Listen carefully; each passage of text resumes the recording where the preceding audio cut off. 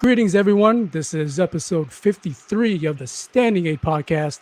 I'm Aaron Soria from Los Angeles. Join with me is Tommy Rose Jr. and Courtney Tanner, who is currently serving abroad for our great country of ours. Michael Gomes, he'll be joining us a few minutes into the show. This episode is brought to you by Signature Realty New Jersey. If you're looking for a property in the New Jersey area, hit up Michael Gomes at his page at facebook.com/real estate sold by me. This episode is also brought to you by BSHQ Barbecue.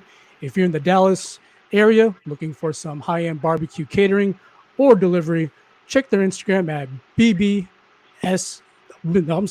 BSHQ BBQ, which is headed by our own panelist, Tommy Russ Jr. We've got a big show, episode 53. We're super excited about our special guest. So I'm going to let Michael Gomes, who just patched in, have the honor of introducing this man. So, Michael, go ahead, man. What's going on, guys? Another episode of Standing 8 podcast. I'm pretty excited to have us on, who is coming from your first KO victory from Fort Worth, Texas. What's going on, man? How's everything been? Man, everything's kind of crazy, right? Yes, sir, man. I appreciate you guys having me on here, man, providing the platform. I really appreciate it. Absolutely. So tell us a little bit of what's going on with you in your life right now. I know you're probably anxious to get back into the ring with the coronavirus. Obviously, a lot of boxers are very anxious, but, a lot of things need to happen in the next couple of months for it to come to fruition. So what's going on with you right now as far as procuring a future opponent, and when do you think you'll be back in the ring? Will it be this year? Will it be the beginning of next year? Yeah, man. So I have a fight scheduled actually next Tuesday, July 14th in Vegas at the MGM Grand, live on ESPN. And man, lately it's been kind of hectic. I had three fights? Three fights fall through, or is it 2 or 3? I can't remember. But I've had a few fights now fall through due to this COVID stuff going on, man. And it's not hard to stay motivated or stay in the gym, because this is my lifestyle. This is what I've been doing all my life. But it's just hard, or it's more kind of a letdown when things like that happen, man. When you put all into training camp, and then 2 or 3 days before the fight, the fighter pulls out due to COVID. Back in March, it was a shoulder injury, and these past 2 fights have got canceled because of COVID. And so hopefully this one, we're about 1 week out. Hopefully it goes through. But I've just been staying busy, man. And I have a 3-month-old baby, and so I've been doing daddy duty, and trying to balance life out, man. But I've been focused, man. And the goal is still to shine on ESPN, man. That's awesome. You said you have a 3-month-old baby. Congratulations. Thank you, I'm a proud dad of 2 girls. What do you have, a boy or a girl? A little girl, man. Little princess. You have a boy or a girl? A little girl. You hear me? I don't, Eddie. I don't know if you're. Oh, you got a girl. All right, you got your hands full then. Yeah, I can hear you now. So you got your hands full, definitely, for sure. This is coming from a father of 2 girls. They're gonna get you wrapped up, on their pinky very quickly if she hasn't already. That's good. So obviously you're a featherweight. You started boxing at the age of 7. You have 90 amateur fights. Before you became pro back in 2016, I want you to shed some light on what you did. So, the rumor has it that you literally trained for 365 days, a whole entire year, no days off. I want you to tell the audience out there, the viewers out there, how, what was that journey like? Did it get tough at times? To go 365 days consecutively training with no days off has to be a huge sacrifice that a lot of athletes haven't endured. That's a huge commitment you made to the sport that you love so much. So shed some light on that, and your experience as far as your training. Yeah, man. Yeah, and that's true. You know, I did train. You know, I told myself 1 year for New Year's resolution. I was like, I'm gonna train every single day this year and see where it gets me. You know, I always heard, you know, you always hear a lot of stories of successful people saying, you know, they grind, you know, they put 1 year to the side to where they just, you know, busted ass for 365 days and they saw, you know, a great outcome. And so, you know, I was like, you know, you know, I take advice from guys like that, and you know, I took it in. I was going to give it a try, and I did, man. You know, and I started off by, you know, training here in Fort Worth, and and then my girlfriend at the time was living in California, and so I spent my last dollar, man, on a plane trip out there, and I started getting some training in out there. I started going to some world famous gyms out there, getting some world class sparring, and getting, you know, just looking for exposure, man. And I didn't have any money at the time, and my girlfriend was just out there in college, so she, you know, didn't have money to support me either. And so going to these world class gyms was pretty cool, man, because I went out there. I didn't have any money, like I said, and they offered me money for sparring, and so I was like, dude, hell yeah, this is, you know, this is prime. And so I made a little, I made a little bit of money being out there. I was able to stay out there for about 6 months, and you know, get some damn good experience, damn good exposure, meet some good connections, things like that. And then when it was time to leave there, I headed out to Philadelphia, and I went out to Philadelphia, got some world class training out there with some world class fighters, and you know, I made some good connections, and then I signed with Roy Jones Jr., man. You know, I feel like that all kind of, you know, it was, I think the word was going around that I was going to different gyms and getting different sparring. And, you know, people were saying, you know, this guy is just, you know, looking for an opportunity. I literally was going out there. I didn't have money for a carry-on. Or yeah, or for a check-in bag. So I would literally only bring boxing gloves. Like I'd have to ask, hey, dude, can I buy a mouthpiece? Can I borrow a cup? Can I borrow a headgear? I'd wear my gloves around my neck on the plane, and that's all. You know, that's all I could afford. And so I would go to these places, you know, just hungry, man, looking for an opportunity, looking for exposure.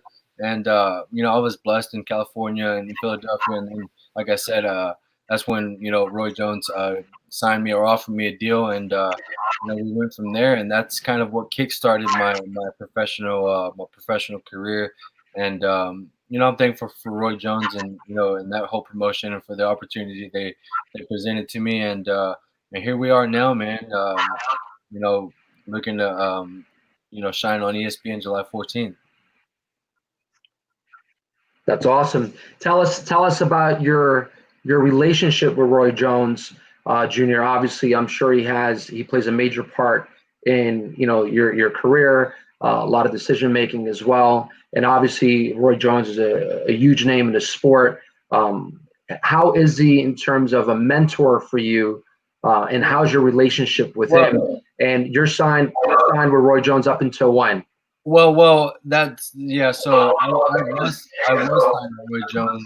I signed man, I can't remember. It was a 5-year deal or something like that. I was with them for 2 years, and then they kind of slowed down on their end, and I asked for early release back in October. So I no longer really have a relationship with them or anything like that.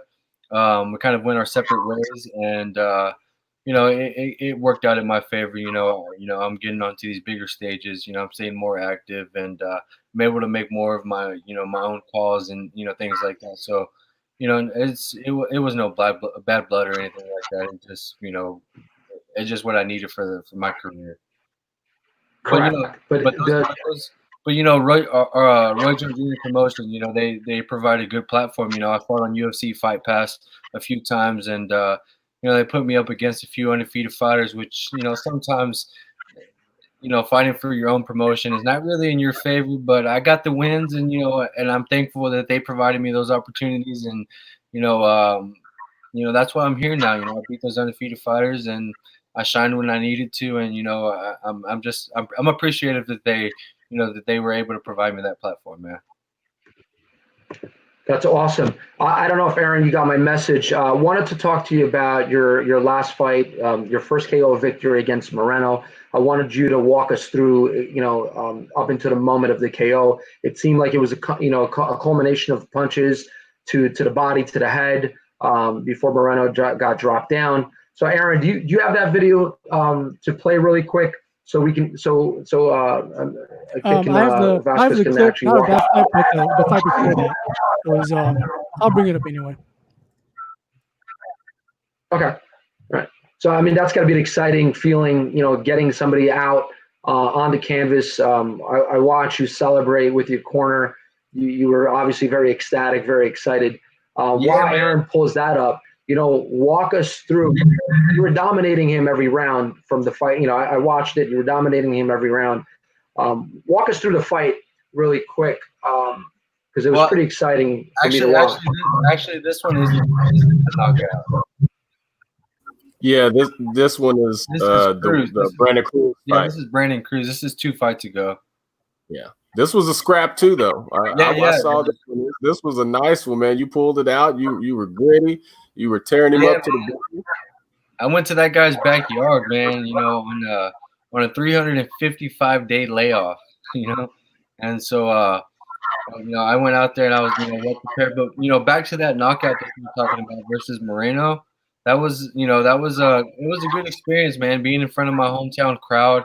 I hadn't fought in front of my hometown crowd in a while, so it felt good to get the wheels back moving here in front of my hometown crowd. I believe that fight was in November. I hadn't fought since February, and so and that was my first fight out of the Roy Jones Jr. contract. So I felt like I had something to prove, and so it felt good, man. But Moreno is also one of those journeymen that's he's not gonna.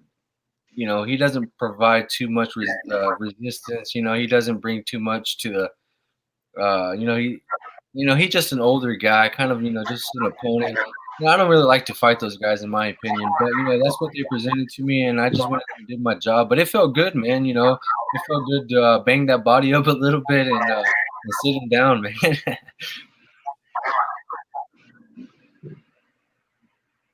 That's a good scrap.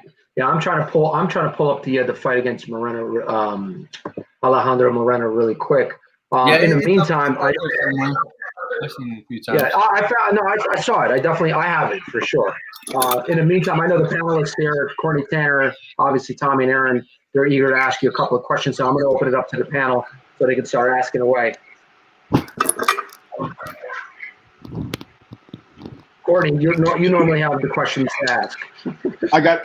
Hey, so first of all, Ed, hey, thanks for coming on the show, man. We really appreciate having you as a guest, and we're really looking forward to seeing how far you take it, man. And we're just honored that at this point in your career where you're just starting to get on TV and you're starting to get your name out there, starting to get a fan base rising.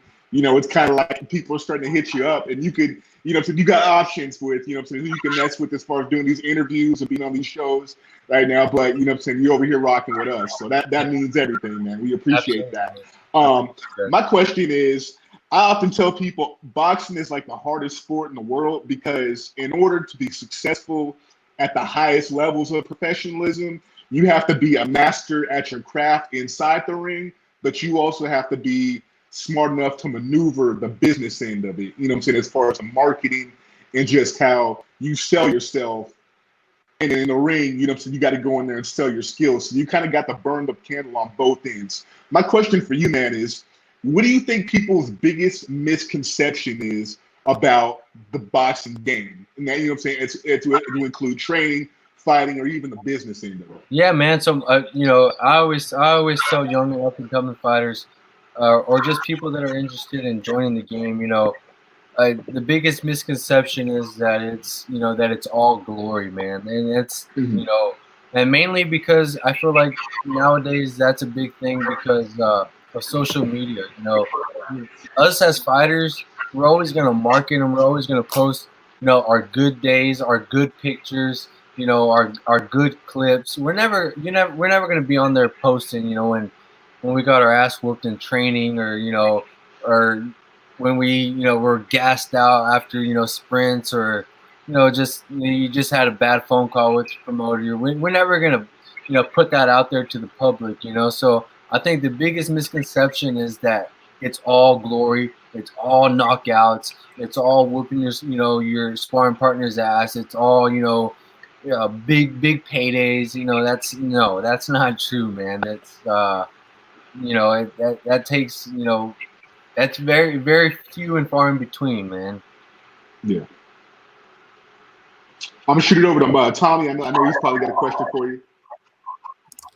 So one thing also with this fight that he's got coming up is, he's going to be fighting, I believe, on the same card with another one of our special guests and a longtime friends, Eddie Sanchez is going to be on this fight card, I believe, in Vegas as well.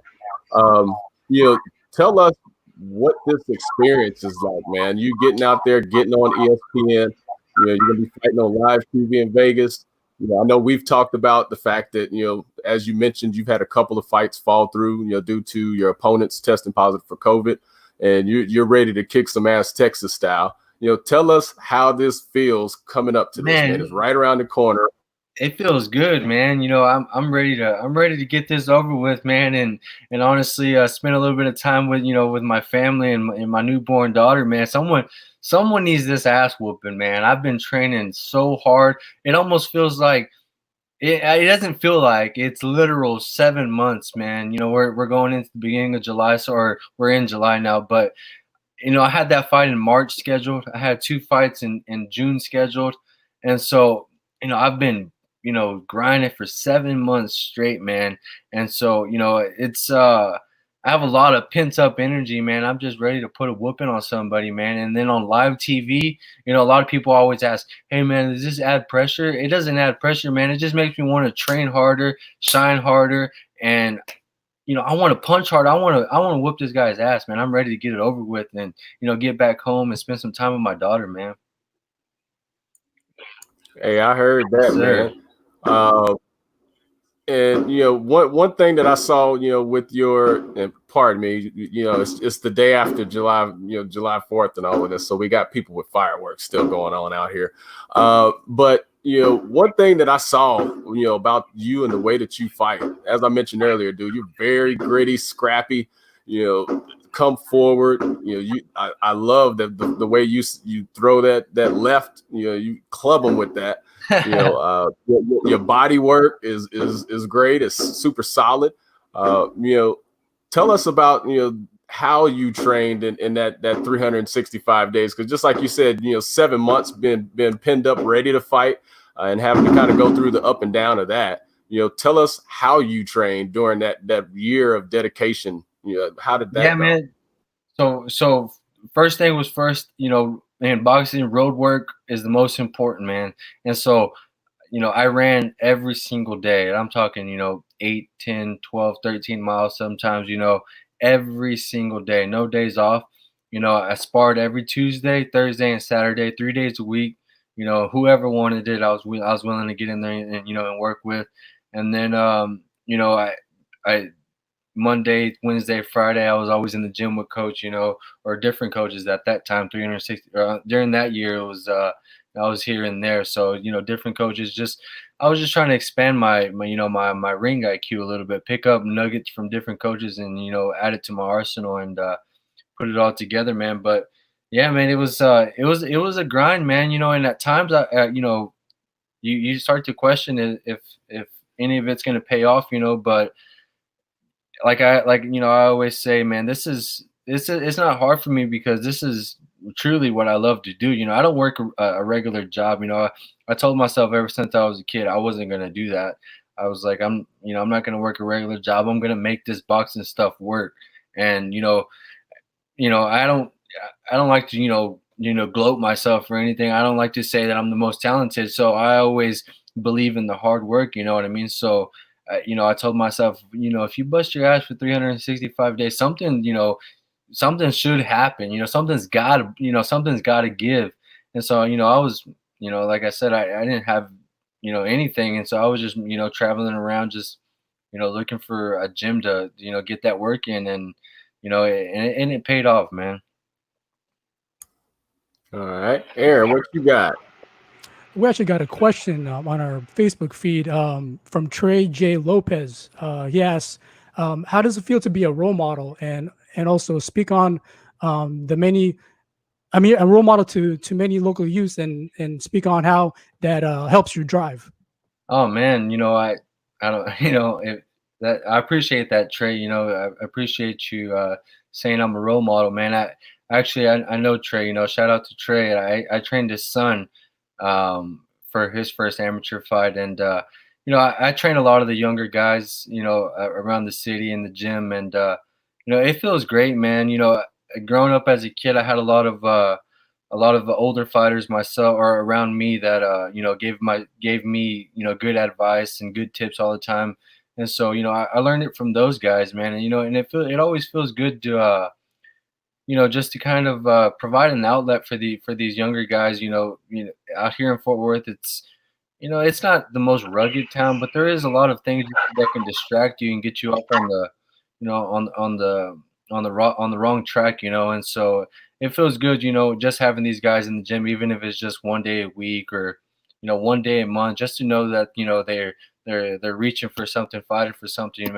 That's a good feeling, man. And I take a lot of pride in that, man. When I train these kids, I give it my all, man. Just because that's kind of how I started. I walked into the gym and these guys took me under their wing, and I wasn't sure what I was going to do with it, but they always encouraged me and gave me good advice, and hopefully I try to do the same for all these kids, man. That's awesome. Courtney, you had a follow-up question? Yeah. We've had a lot of fighters on the podcast, and we tend to ask this question. At least one of us will ask it each podcast, and I would say not all, but quite a few, they surprised me with saying that they're not really boxing fans as far as them watching the sport, or because a lot of people say, this is my job, I'm living this, so when I'm not doing it, I'm kind of divested from it. My question is, when you're not training, when you're just kicking it, when you're watching ESPN, do you yourself enjoy watching boxing? And if so, who in the game right now are you a fan of? Yeah, man. I love watching boxing. When I'm not in the gym, I'm watching boxing. When I'm not fighting, I'm studying. Really, I'm not watching. I'm studying. I'm trying to learn something. I'm trying, like I said earlier, I try to pick nuggets off of just about everybody I come across, and I try to add it to my own arsenal. And I don't idol worship, you know what I mean? So I don't look up to any of these guys that are really in the game right now just because I'm in the game. But I like a lot of the old school fighters, man. But for right now, I like Lomachenko. I like his work ethic. I like his his ring IQ. I like what he brings. He brings a different view to the game. You know what I mean? He trains different. He fights different. He has a different mentality. I like that. You know what I mean? And that's what I'm trying to be like. I want to bring a different mindset to this game, man. But I like studying the old school guys. The Marvin Haglers. The Sugar Ray Leonards. Guys like that. I like studying those guys. Courtney, that was a great question, by the way. Ed, I got a question for you. What is your dream matchup right now? If you had to pick anybody in your division, who would you want to fight currently? I want to fight Chris Vazquez, man. I had that fight scheduled for mid-June. I want to fight that guy, man. I want to take his top rank. Could you repeat that again? You kind of broke up when you mentioned the name. Oh, I fight Cruz, man. I had that fight scheduled early June, and I wanted to snatch his top rank contract from him, and I want to give him his first O and take that top rank contract from him. So, that's my dream matchup right now. I want to fight that guy. I want his contract. I want his position. And to all the viewers, to give this some context, Chris Zavala was first of the two matchups that were canceled because of COVID-19. Correct? Yeah, man. Yeah, he was the first one. He trains out of I think Los Angeles with Manny Robles, and and I actually know him kind of, not personally, but I sparred his older brother when I was out there in California training, and so we kind of know each other. But man, I want to fight him. It's nothing personal. I just want his position. And also Michael Gomes, I think he found the knockout of your last fight. He's so he's so excited to share this with us. So Michael, you have it? Let me try to let me share it right now real quick. Boom. You guys see it? Can't see it.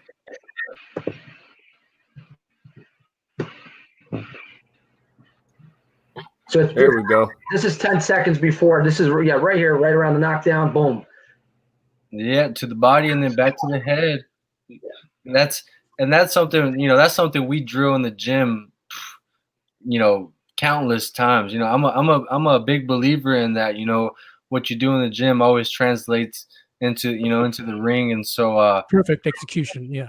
Yeah, we drilled that over and over and over again, and like I always tell people, even the guys that I train, when you go in there to train, it's not time to just, we're just going to freestyle on the bag or freestyle on the mitts and, with no intention behind it, just, kind of the combo of the day, none of that bullshit. We go in there and we're looking, we study our opponents, or, we find our strengths, and, we drill that, and we drill and we drill and drill. And, that's perfect execution right there. That's a good clip, man. It was an excellent fight. Definitely a great clip. Thanks very much for walking us through it. I was watching it a couple of days ago, and I watched every round. I mean, you were faster than he was. You were countering him very well. You were just frustrated than he was at all times, and obviously he crumbled. What round was that when he went down? I think that was a third, if I'm not mistaken, man. Dang, sorry, but I can't remember. I think it was the third, if I'm not mistaken. Yeah, man. I mean, we kind of had a basic idea of what the game plan going in, of what we were gonna do. I mean, I knew he was gonna be soft in the stomach. He like I said, he's just a journeyman, man. So I don't think he's probably not even training, to be honest with you. He's just in it for the bucks. But I knew he was gonna come in soft, and so I banged that body, and then follow up top to the head, and I always land that left hook real nice. So I knew once I banged that right hook to the body, follow up back upstairs to the temple, he's going down. And so it was well executed, man. Thanks for my coach dropping the knife. Since we're recapping some of your past fights, going back to the Brandon Cruz fight, which is one of your competitive fights, relatively. Looking back on that, was there something you found out about yourself that you hadn't before? Did you learn anything about yourself from that fight? Yeah, absolutely, man. I learned that first off, I learned that the weight cut, how to get to 126 in a more comfortable way, and I learned that I have to kind of conserve a little bit so that I don't shoot my legs out later on in the later rounds. But yeah, man, and I also learned I need to be more active, man. I could have made that a little bit more decisive win, by letting my hands go a little bit more. Sometimes I focus too much on the boxing aspect, more because I'm a really cerebral thinker, and so I like to I'm very analytical. So I'm studying while I'm in there. I'm taking notes while I'm in there, and sometimes I just need to get past that and just let my hands go, and so that was one of the main things I took from that fight, is to not so much leave it to the judges, but just take it to them, and and prove my point that this is my fight, and you're not going to take it from me. And also, regarding your upcoming July 14th fight, what's the theme that's your priority? Is it try to go for the knockout, or just let it come, just let it deal with it as it comes, whether it's decision, or you just really focus on that knockout victory? I don't want to speak too much on the game plan, but if we don't ever really go for the knockout. If the knockout is there, and it comes. But one of the main things is I've studied this guy a whole lot, you know, or what's on, you know, at least what's out there on the internet. You know, I've studied from his amateur days to his box or his pro days, his sparring, hell, even his interviews. You know, to kind of, you know, see where his mind's at, and you know, we don't really, like I said, we don't go for the knockout. We see what his habits are, and we develop you know, a game plan to you know, to expose those bad habits that he has. You know, everybody has bad habits, and you know, like I said, I've watched, you know, from the amateur days, and so I like to study what he did in the amateurs, what he still does from the amateurs into the pros, and then, like I said, you kind of, when you can talk to somebody and you hear their linguistics about the sport, you kind of can, you know, see where their mind is, or how they think, you know, and so you know, that's that, you know, that we're working off of that, man. And And I also, oh, go ahead. and I know this guy, he thinks, you know, he thinks he's a knockout artist, which he's not, you know, so he's probably gonna, you know, try to sit down on one or two punches or something at a time. He doesn't throw, you know, very many punches at a time. He thinks he can knock everyone out, and you know, we're gonna capitalize off that, man. I'm gonna make him look like a fool. You just watch this. Awesome, awesome. Before I rebound to Tommy, if he has any other questions, I got this other question from Trey J. Lopez again. He asks, how does it feel to be a new father, and does the duties of fatherhood, how much impact does it have on your training? Oh man, it feels great, man. It feels amazing. You know, my little girl, she brings me so much happiness every day. She, you know, that's what, you know, real love feels like. You know, everyone always says you're not gonna know what it feels like until she's here, and that's the truest thing I ever heard, man. I can't describe it, man. It's such a great feeling. But man, as far as you know, being a father, you know, my girlfriend, she's such a great mom, man. I owe so much to her. She takes all care of all the hands-on work while I'm at the gym all day. You know what I mean? Because, you know, I train, you know, probably 4 or 5 hours in the morning, but then I also train clients in between. And then when I train clients, I after that I go do like conditioning and strength at night. And so I'm gone probably from 8 a.m. to about 9 p.m. every single day. And then I get home, you know, I might have like an hour or so break in between to, you know, grab a bite or something. I'll stop by it, you know, at home and, you know, say hi to them. But, you know, I haven't, since I've been in training literally since the beginning of the year, since I had that fight scheduled in March, I haven't really gotten too much time to kind of, you know, do any hands-on work. And you know, I hate it, but it's just this is, you know, this is what I got to do. You know, this is what I got to do to secure a future for my family. And so, you know, I owe a lot to my girlfriend, man. She does it all. You know, she does all the hands-on work, man. She's so great about it, man. She doesn't complain, you know, and I feel like that's, you know, part of the reason why I'm able to stay so focused, man, because she wants it just as bad as I do, you know. And we've been together for 10 years, man, since I was 14 years old. So, you know, Congratulations. thank you, man. So she's seen it, you know, she's seen it from the very beginning. She, you know, she sees the end goal, and she wants it just as bad as I do, man. So, you know, it hasn't been hard at all. You know, I'm super blessed to have her. I'm super blessed to have, you know, everyone around to help, you know, all my family, you know. And so, you know, I'm just very thankful and very blessed, man. Tommy, you have anything? Yeah. So, couple preparation type things. So, one, what is your favorite go-to preparation meal when you're trying to train for fights? And also music. Like, what do you even listen to music when you're training? If you do, what's your favorite genre? If you've got artists, if you got songs, what gets you in your zone, and what helps you prepare health-wise with your eating regimen?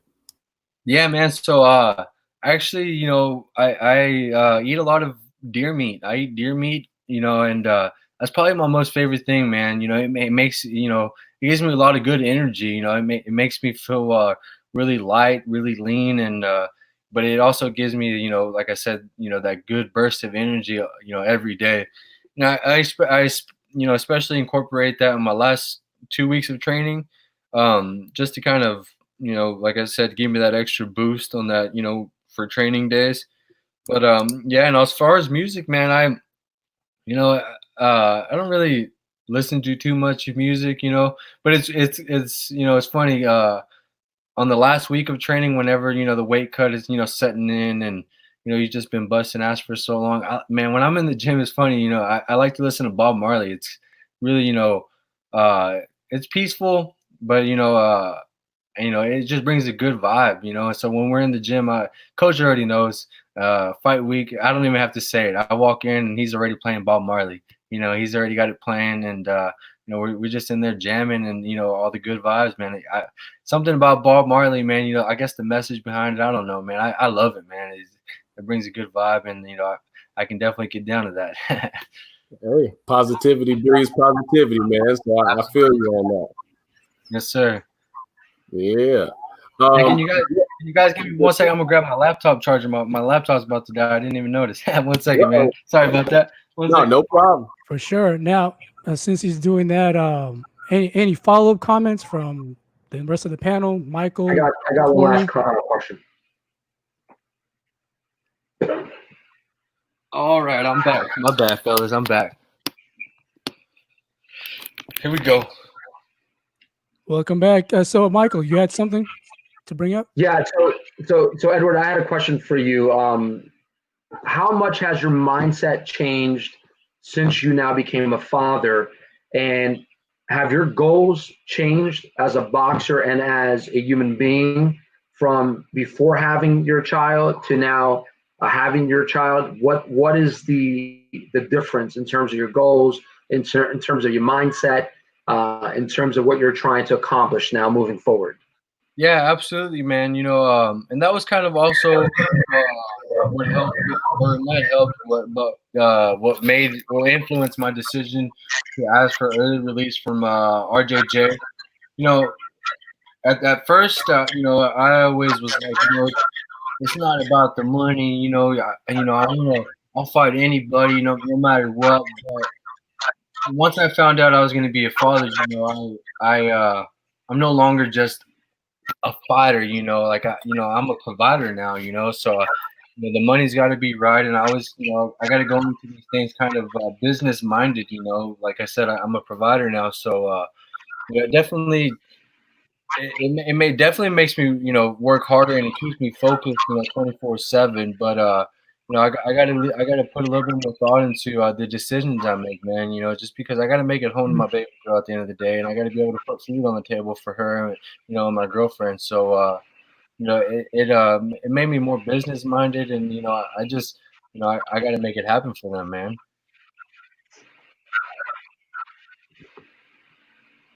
Yeah, I mean, you got a beautiful mindset, and like I mentioned before, as a dad of two, now you're held accountable to these other human beings. So it changes a lot in terms of how how you operate, how you think. Obviously, you don't want to leave any money on the table because again, there's this little human being that doesn't know it yet, but they're holding you accountable, obviously, moving forward in terms of providing for them. And it's beautiful to hear that you have such a great partnership with your girlfriend, because that's important as well. Having a partner that understands your goals, understands your mindset, and what you're striving for. It makes life easier when you have somebody like that, like you have. And so congratulations on that. Thank you. And I always hear, in boxing, I think I heard Nacho Bernstein one time, world famous trainer Nacho Bernstein. I think I heard him say one time, the death of a fighter is usually drugs or women, and I'm just, I'm grateful, and I hear it all the time. How women distract fighters, and people arguing with their wife before fights, messing with their focus. I'm blessed, man. I don't know what I did to deserve it, man. But she's so supportive, so it keeps me level headed all the time, and so it allows me to fully be all in on boxing. So it's definitely if there's any advice I can give the young players out there is to find you a real one, that's gonna have your back and take all the stress off your shoulders and allow you to focus in on on your craft, man. And so it's been great, man. Yeah, that's awesome. Before we conclude, Edward, I wanted to ask you, for any aspiring boxers out there or any young individuals that are getting into boxing right now on the amateur level, what is some advice that you would give to them in order to inspire them? What would that advice be? Yeah, man. My best piece of advice is, give it your all every day in training, man, and take in as much experience as you can. A lot of these amateur fighters, younger fighters, they worry too much about, are they going to get the win and things like that. Don't worry about that. Just go out there, get the experience, meet as many people as you can, shake as many hands as you can, get as many contacts as you can, and just put your name out there, man. Market yourself. Marketing nowadays in today's society, with the whole social media society, or the whole social media era going on, marketing is kind of more effective than even your boxing ability. You know what I mean? So go out there and market yourself, carry yourself the right way, respect everybody you meet, and like I said, try to make as many contacts as you can, man. You never know who's watching. You never know who you meet. You never know how they're gonna play a role in your career. So respect everyone, man. That's awesome advice. That's awesome advice. Edward, on behalf of the entire Standing 8 podcast, as well, all the panelists, Courtney, Tommy, Aaron, myself, from the bottom of our hearts, thank you so much for taking time from obviously your little girl, from your girlfriend, your partner, and from your family to be on the podcast, because we know you work hard, obviously, as you mentioned. So every minute for us counts a lot. So, keep doing what you're doing. We're definitely fans. We're gonna watch. We're definitely gonna be watching your next fight coming soon. And do your thing in that ring. All right. It was a pleasure. July 14th, Tuesday. Yeah, beautiful mindset. We're gonna post that up in the Facebook group. Yeah, definitely beautiful mindset, and a lot of people can learn a thing or two from you. All right. So we do appreciate it, and have yourself a blessed good night. Yes, sir. You too, guys. I appreciate you guys so much, man. Y'all have a good one. We'll link up, man. We'll link Yes, up. sir. You guys have a good one, man. Peace. Good night, guys. Good night, viewers. Thank you for listening. Episode 53. Appreciate you guys. Good luck on best performance come Tuesday, July 14th. Top rank, ESPN. Very much looking forward to the fight. So, Thank you, man. Edward Kid Vazquez, all the best. Thank you, man. I really appreciate it, bro. You guys tune in July 14th, ESPN, baby. Yeah, Coming. Yes, sir. We're gonna Good night, see. everyone. So.